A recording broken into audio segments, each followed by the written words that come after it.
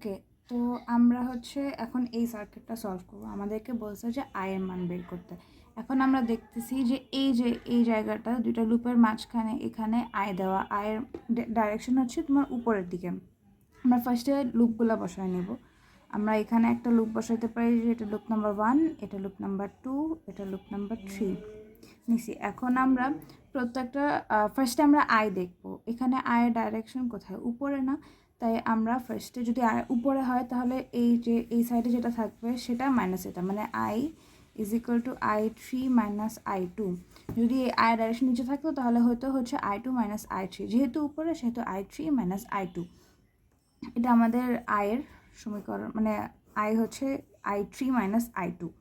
এখন আমরা যে ফার্স্ট যে আমাদের লুপটা দেখতেছি, আমরা এখানে কেভিএল চালাবো। আমরা সবসময় লুপে সবসময় আমরা কেভিএল চালাবো। তো আমরা লিখব যে applying KVL at loop 2, loop 1। আমরা দেখব যে এখানে কোনো তোমার আছে কিনা, এটা কি সুপার মেশ নাকি অনলি মেশ। এখানে আমরা কোনো দুইটা লুপের মাঝখানে আমরা কোনো ধরনের কারেন্ট সোর্স দেখতেছি না, তাহলে এটা শুধু মেশ, সুপার মেশ না। তো আমরা লিখলাম যে অ্যাপ্লাইং কেভিএল অ্যাট লুপ 1।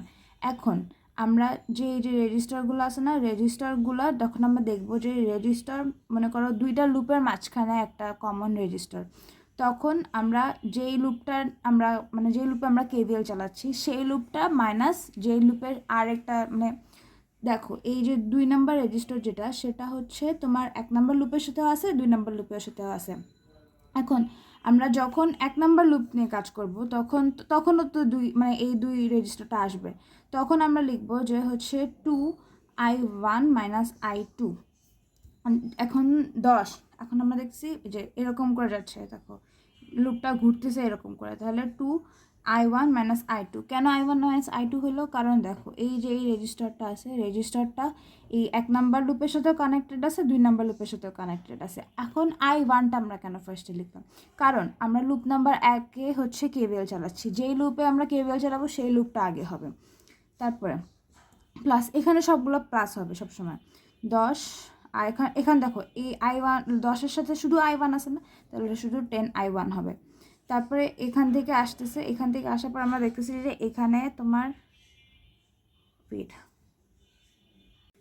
তো এখানে হচ্ছে দেখো এই দিক দিয়ে এরকম করে যাচ্ছে না, যেতে এখন মাইনাস থেকে এই যে 6 যেটা 6 ভোল্টটা মাইনাস থেকে এন্ট্রি নিয়ে তারপর প্লাস থেকে বের হচ্ছে। যেমন আমরা যে সচরাচর যেটা দেখি যে এরকম একটা থাকে, আর এখানে মনে করো 24, তারপরে এখানে একটা তোমার লুপ, এরকম একটা সার্কিট। তাহলে এরকম থাকলে আমরা কি করি, যে এই সাইড দিয়ে যদি বের হয় তাহলে আমরা এটাকে লিখে -24, রাইট?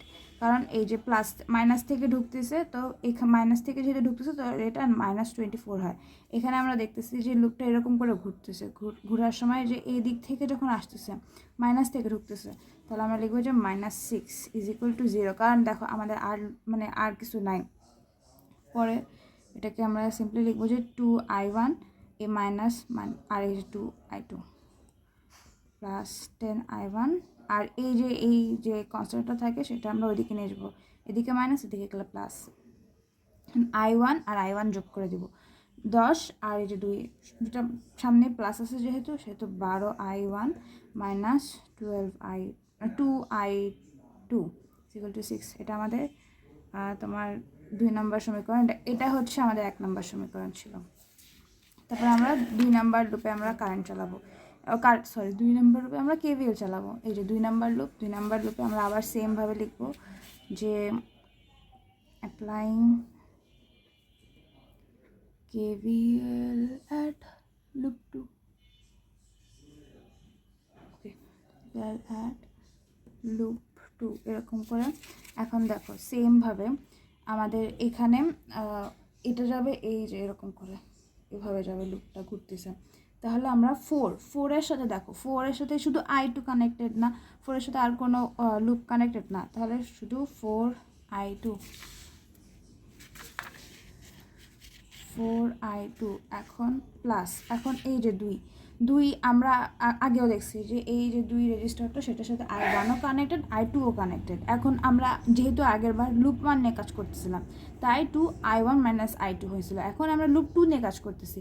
এখন লুপ 2 দিয়ে আমি কী বলছিলাম যে যেই লুপ দিয়ে আমরা কাজ করবো সেই লুপটা আগে হবে। তো আমরা এখন লুপ 2 নম্বরে আসি, তাহলে প্লাস এই যে 2 এখানে হবে I2 - I1, তারপরে এই যে লিখলাম, লেখার পরে এরকম করে যাচ্ছে। এখন এখানে 1 প্লাস 1। এখন এই যে এই 1 রেজিস্টারটা এটা I2 এর সাথেও আছে I3 এর সাথেও আছে। এখন আমরা কোনটা লিখবো, কারণ দেখো আমরা লুপ 2 নিয়ে কাজ করতেছি যেহেতু, তো লুপ 2 এ কেবল চালাচ্ছি, তো যেই লুপে আমরা যে লুপটা নিয়ে কাজ করতেছি সেই লুপটা ফার্স্টে হবে। তাহলে I2 নিয়ে কাজ করতেছি, তাহলে I2 - I3, তাহলে 1 I2 - I3। আর এদিক থেকে যেহেতু যাচ্ছিলো এরকম করে যাচ্ছিলো, প্লাস থেকে ঢুকতেছে তার মানে এখানে +8 = 0।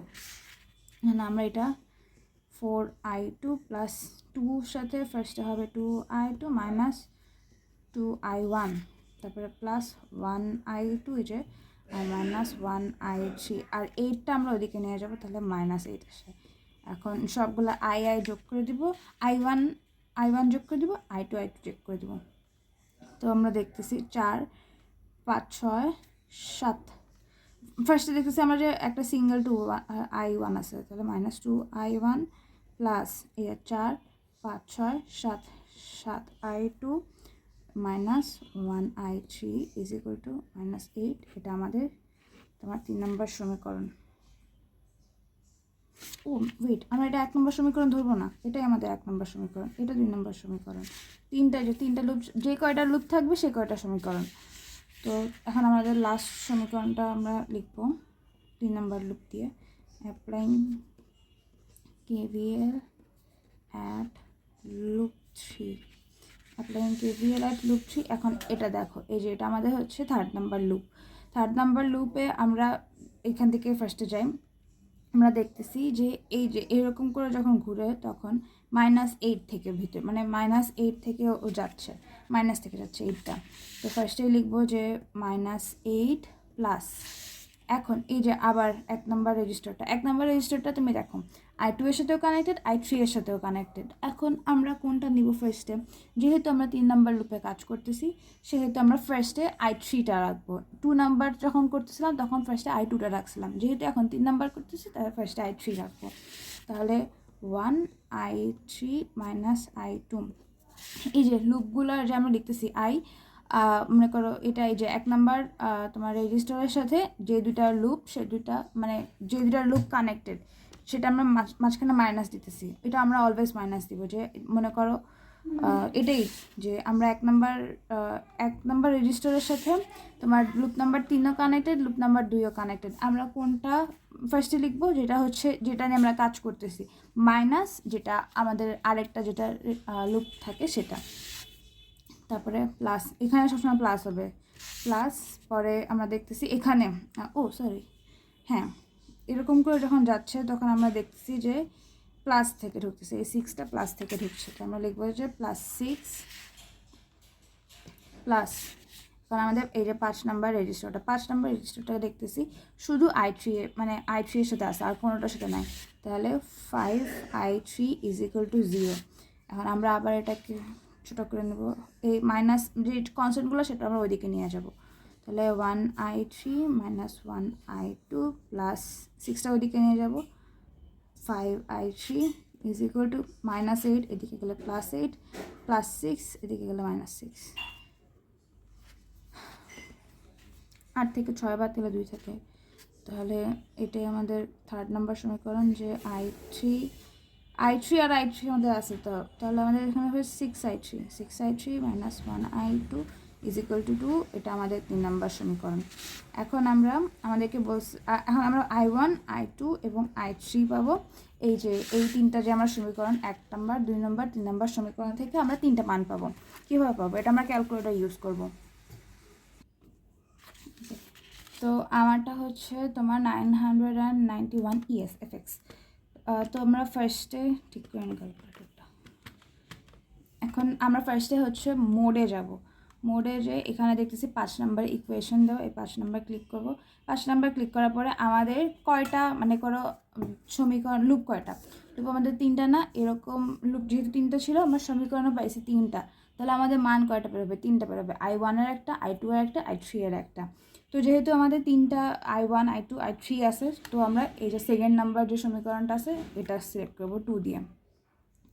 2 ক্লিক করলাম, সিলেক্ট হয়ে গেছে। এখন আমরা এখানে শুধু সবগুলোর মান বসাবো।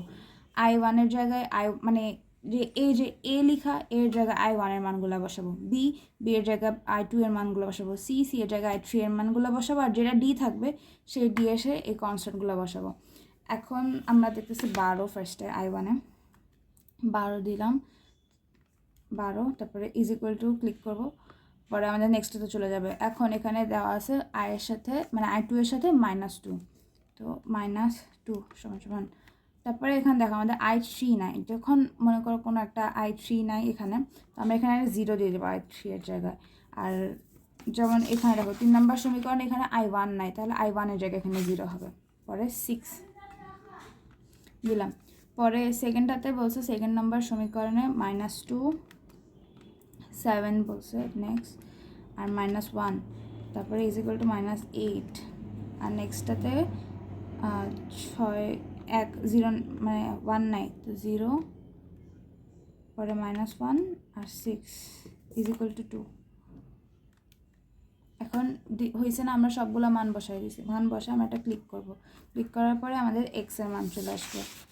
এক্স মানে হচ্ছে তোমার I1, ঠিক আছে। এক্স এর মান হচ্ছে তোমার আসছে 0.32 অ্যাম্পিয়ার, ওয়াই এর মান -1.02 অ্যাম্পিয়ার, আর এই যে জেড হচ্ছে I3 যেটা হচ্ছে 0.16 অ্যাম্পিয়ার।